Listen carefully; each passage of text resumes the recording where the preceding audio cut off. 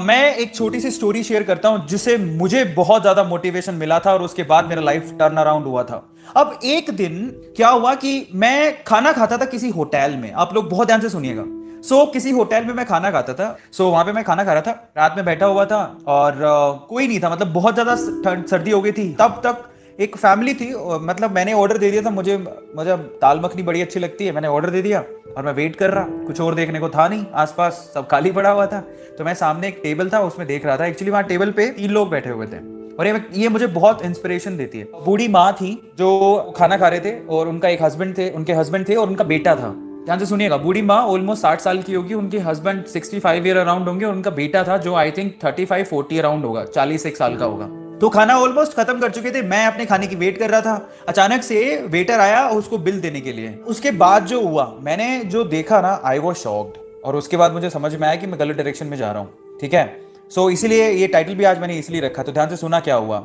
Actually में क्या हुआ, जब वो बिल आया तो जो बूढ़े मतलब ओल्ड फादर था, वो भाई साहब खाना खा रहे थे, बेटा पानी पिए जा रहा था। और मैंने ये देखा, मुझे नहीं पता सर्कमस्टेंसेस क्या है, लेकिन मैंने ये देखा कि वो माँ अपना खाना फिनिश किया और वो खड़ी हुई और खड़ी होने के बाद टेबल पे गई और उन्होंने मतलब जहां से पैसे निकालते हैं पैसे निकाले और पे किए। And I was shocked. मुझे नहीं पता उनकी सिचुएशन क्या थी, मैं नहीं जानता, लेकिन ये जब हुआ मेरी मतलब दिमाग की घंटी बजी। मैंने कहा भाई साहब कुछ तो गलत हो रहा है।